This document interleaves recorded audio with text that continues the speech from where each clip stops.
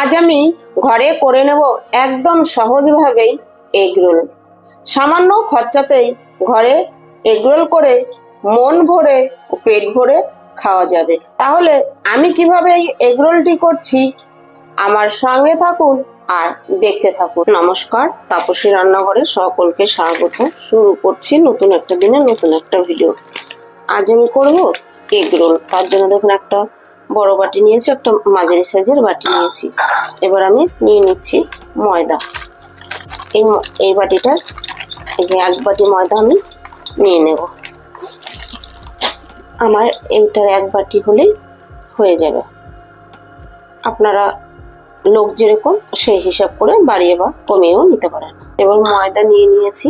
এবার দিয়ে দেবো আমি সামান্য নুন।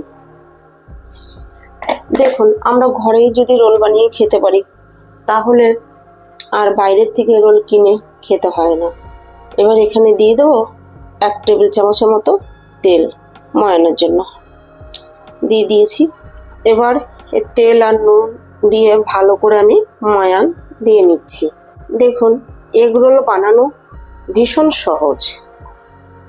আর ভীষণ যাদের তাড়াহুড়ো আছে, অফিস যেতে হয়, আবার বাড়ি এসে ধরুন তাদের টিফিন তৈরি করতে হয়, তারা এইভাবে এগরোলের যে পরোটাটা হয় এটা কিন্তু হালকা করে ভেজে ফ্রিজে নর্মাল টেম্পারেচারে স্টোর করেও রেখে দিতে পারেন। ওটা স্টোর করে রাখা থাকলে তাহলে কিন্তু এসে আর তাড়াহুড়ো করে রুটিটা তৈরি করতে হয় না। শুধু একটু ডিম রেডি করে আর স্যালাড রেডি করেই কিন্তু করে নেওয়া যায়।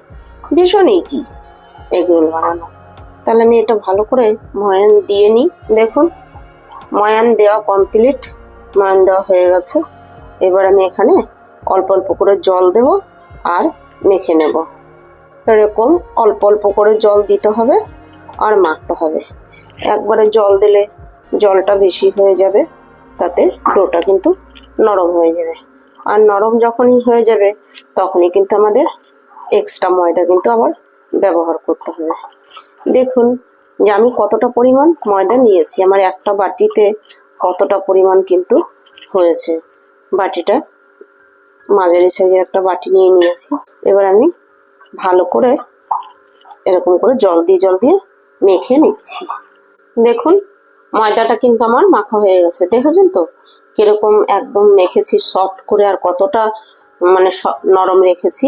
এবার উপর থেকে সামান্য একটু তেল নিয়ে আমি মাখিয়ে দেবো এই ডোটাতে। ডোটা এভাবে এই তেল মাখিয়ে তারপরে আমি ঢাকা দিয়ে রেখে দেব 5 থেকে 10 মিনিটের জন্য, ডোটা ভালোভাবে সেট হওয়ার জন্য। এভাবে ময়দা মেখে নিলে পরোটাগুলো ভীষণ নরম হয়, আর ভেজে ফ্রিজে স্টোর করে রাখলেও শক্ত হবে না, একদম নরম থাকবে। দেখুন, ভালো করে আমি মেখে নিলাম। এবার আমি ঢাকা দিয়ে রেখে দেব।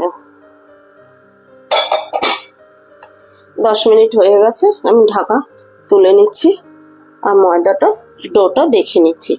দেখুন কি সুন্দর নরম হয়েছে। এবার আরেকটু আমি মেখে নেব, আর 1 মিনিট আমি মেখে নেব।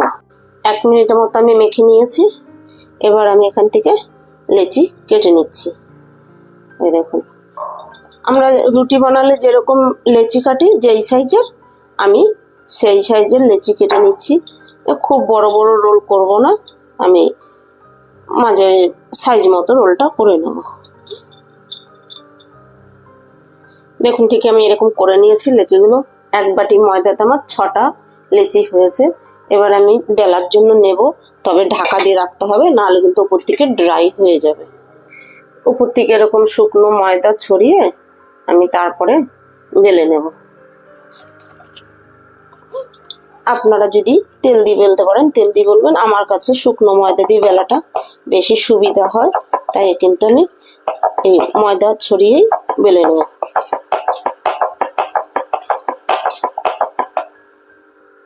দেখুন, আমার একটা বেলা হয়ে গেছে। আমি কিরকম পাতলা করে বেলেছি দেখেছেন তো। আমি ঠিক এভাবেই সবগুলো বেলে নেব। দেখুন, আমি আরো একটা নিয়ে নিয়েছি। ঠিক আমি একইভাবে কিন্তু সবগুলো বেলবো, তবে এই পরোটাগুলো একটু বেশি পাতলা পাতলা করলে রোলটা খেতে বেশি ভালো হয়। দেখুন একইভাবে আমি আর একটা বেলে নিয়েছি, তবে বেলার সময় গুঁড়ি পরিমাণটা কম দিতে হবে, শুকনো গুঁড়িটা। দেখুন পরোটাগুলো আমার বেলা কমপ্লিট। আমি তাওয়া বসিয়ে দিয়েছি, দিয়ে দিচ্ছি সাদা তেল, দিয়ে তেলটা আমি ভালো করে এভাবে ছড়িয়ে দিচ্ছি পুরো তাওয়ার মধ্যে। তাওয়া গরম হয়ে গেছে, এবার এর মধ্যে আমি দিয়ে দেবো যে পরোটাগুলো বেলে রেখেছি পরোটা। এক পিঠ হালকা হলেই আর এক পিঠ উল্টে দিচ্ছি। পরোটাটার এই পিঠটা ভাজা হয়ে গেছে, দেখুন এই পিঠটাতে অনেকটা তেল বোঝা যাচ্ছে। এবার এই পরোটাটার উপরে একটা কাঁচা পরোটা আমি দিয়ে দিচ্ছি। দিয়ে দিলে এর যে এক্সট্রা তেলটা আছে এই নিচের এই কাঁচা পরোটাটা টেনে নেবে। এবার উল্টে দিলাম, উল্টে দিয়ে এর তেলটা ভালো করে সুপে নিয়ে মানে টানিয়ে নিয়ে আমি তারপরে এটা তুলে নেব। দেখুন এর তেলটা কিন্তু টেনে গিয়েছে। এবার আমি এটা একটা প্লেটে তুলে নিচ্ছি। এভাবে পরোটা ভাজলে পরোটা কিন্তু তেলও খুব কম লাগে।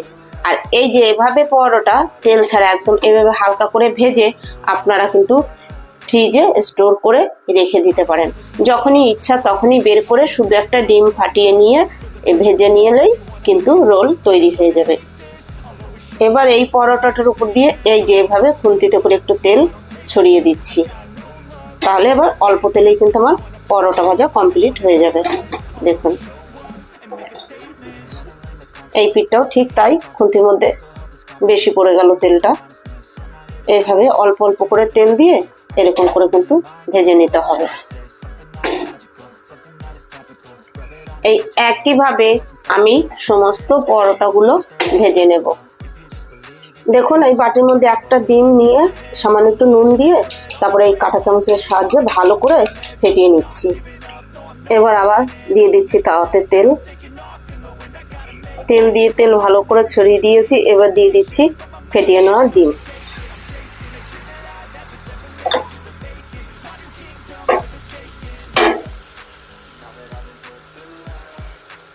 এই যে ডিমটা আমি একটু ভালো করে ফেটিয়েছি বলে দেখুন কি সুন্দর করে ফুলেছে। এবার এর মধ্যে একটা পরোটা আমি দিয়ে দিচ্ছি। দেখুন পরোটা থেকে ডিমের অমলেট বড় হয়ে গেছে। এবার আমি এটা উল্টে দেব। দেখুন আমি উল্টে দিয়েছি। এবার আমি এটা তুলে নেব। এটা কিন্তু হয়ে গেছে। আরও একটা ডিম আমি ফেটিয়ে দিয়ে দিচ্ছি। ডিম দেওয়া হয়ে গেছে। এরকম হালকা কাঁচা থাকতে থাকতে কিন্তু পরোটা দিয়ে দিতে হবে, না হলে কিন্তু ডিমের গায়ে পরোটাটা লাগবে না। দিয়ে দেখুন আমি হাত দিয়ে এরকম চেপে দিচ্ছি যেন ডিমের যে কাঁচা কাঁচা একটু ছিল সেটার সঙ্গে যেন পরোটাটা ভালোভাবে লেগে যায়। এটাও আমি উল্টে দিচ্ছি। এটাও আমার হয়ে গেছে। এই একইভাবে সবগুলো ভেজে নেব। দেখুন আমি সব রোলগুলো এরকম করে ভেজে নিয়েছি। এবার আমি এখানে দিয়ে দিচ্ছি স্যালাড।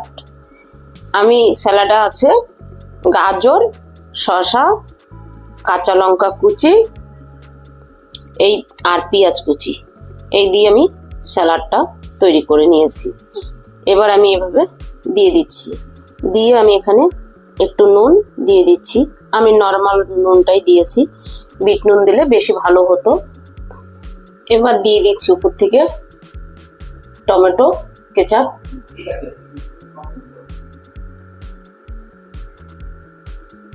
আর দিয়ে দিচ্ছি সামান্য একটু কাসুন্দি। কাসুন্দিটা আপনারা পছন্দ না করলে না দেবেন, না থাকলে না দেবেন, তবে দিলে একটু ভালো লাগে খেতে তাই। এবার দেখুন আমি কিন্তু এতটা জায়গায় গ্যাপ রেখেছি রোলটা মুড়িয়ে নেওয়ার জন্য। এইবার আমি এই দেখুন এইভাবে মুড়িয়ে নেব। দুটো ভাঁজ দিয়ে নিয়েছি। এবার আমি এখানে কাগজ দিয়ে দেব। এভাবে কাগজটা দিয়ে দিতে হবে রোলে। এবার কাগজটা দিয়ে আমি ভালো করে মুড়িয়ে নিচ্ছি। দেখুন একদম কিন্তু দোকানের মতো করেই আমি রোলটা কাগজ দিয়ে মুড়িয়ে নিয়েছি। এবার নিচটা এরকম ভাবে মুড়ে দিতে হবে, তাহলে কিন্তু খাওয়ার সময় যে জুসি ভাবটা হয়ে যায় সেটা কিন্তু আর বা সসটা পড়ে যাবে না। এভাবে সবটা রোল করে নিতে হবে। দেখেছেন কি সুন্দর করে আমি রোলটা মুড়ে নিয়েছি। এই সব রোলগুলো আমি একইভাবে করে নেব। দেখুন বাকিগুলো হয়ে গেছে আর আমার এই একটাই বাকি আছে। তাহলে আপনারাও এরকম ঘরেই রোল তৈরি করে খান। ঘরে কিন্তু রোল তৈরি করে খেলে অনেকটাই খরচা কম লাগে, হয়তো একটু কষ্ট হয় করতে, নালে খরচা কিন্তু ভীষণ কম লাগে। একটা রোল বাজারে খেতে গেলে যে টাকা লাগে সেই টাকায় কিন্তু ঘরে করলে দুজনার খাওয়া হয়ে যায়। তাহলে আমার এই ভিডিওটা ভালো লাগলে আপনারা লাইক কমেন্ট সাবস্ক্রাইব করবেন, সাবস্ক্রাইব করে পাশে থাকা বেল আইকনটি প্রেস করে নোটিফিকেশনটি অন রাখবেন। আর আমি ভিডিও করছি বলে আমি ধরুন এই কাগজটা ব্যবহার করছি, আপনাদের ঘরে করলে কাগজটার কিন্তু কোনো দরকার নেই, কাগজ ছাড়াই করতে পারবেন, কাগজের খরচাটাও আপনাদের লাগবে না। ঘরে করে খেলে পরিষ্কার পরিচ্ছন্নভাবে নিজেদের পছন্দ মতো নিজেরা করে খেতে পারবেন। ইচ্ছা করলেই একটার জায়গায় দুটোও খেতে পারবেন। দেখুন কি সুন্দর রোল হয়েছে আর কত নরম হয়েছে, দেখেছেন তো? দেখলেই বোঝা যাচ্ছে যে কতটা নরম হয়েছে।